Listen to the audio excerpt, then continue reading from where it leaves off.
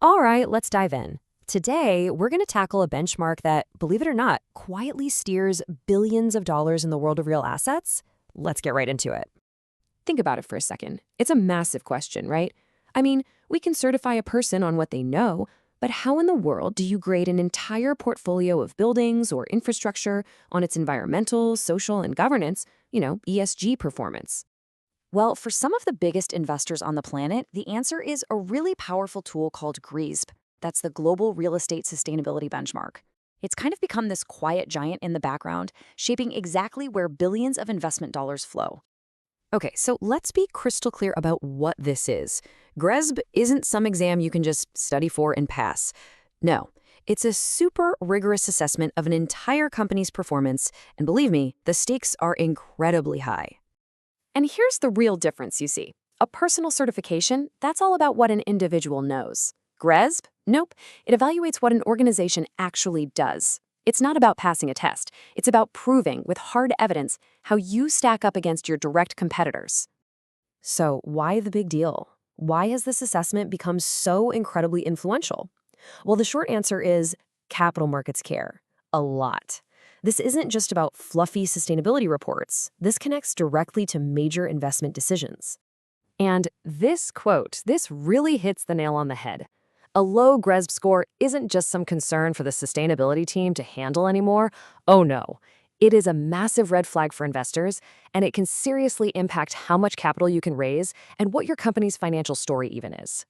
And listen, we are not talking about small-time investors here. GRSB is the go-to tool for the absolute heavyweights. We're talking institutional investors, massive pension funds, and sovereign wealth funds.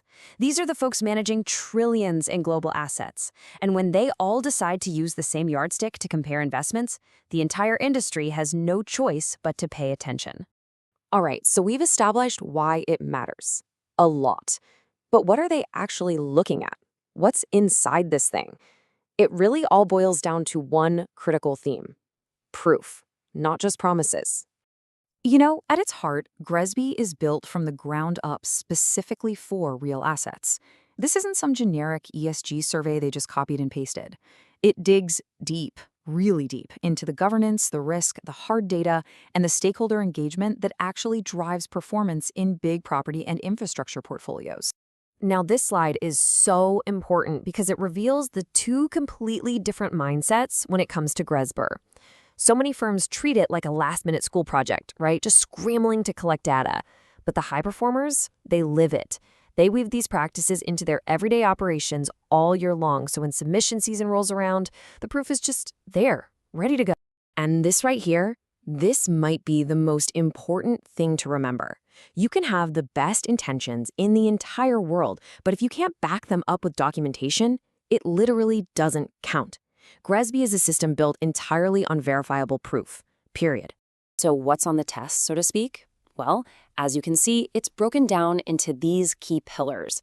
It scrutinizes your governance, your performance indicators like energy and water data, your risk management, and how you deal with stakeholder engagement. And you'll notice governance is one of the most heavily weighted areas. So what's the secret sauce? How do the leaders actually do it? Well, it's not about chasing points or gaming the system. It's about adopting a strategic mindset that really transforms the organization from the inside out. Here's the playbook. First, you make ESG part of the D job, from the boardroom all the way down. Second, you get your house in order. Build a literal library of proof so you're not scrambling to find documents. And third, you play it smart. GRESB is a benchmark after all, so study your peers to figure out where you can really shine.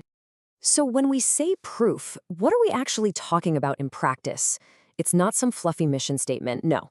It's a committee charter that explicitly assigns ESG responsibility. It's having ESG risks formally baked into your main corporate risk register. It's validated data and official dated policies, the hard stuff. And there's a really practical, almost boringly simple step that makes a huge difference: project management. The best performers don't even think about the official deadline. They set their own, much earlier internal deadlines for reviews and sign-offs, totally avoiding that last-minute panic. Look, mastering GRESB is a ton of work. No one's going to deny that. But the payoff? It goes way, way beyond just getting a good score. It actually builds stronger careers for individuals and stronger, more resilient organizations. I mean, just think about the skills someone develops by leading this process.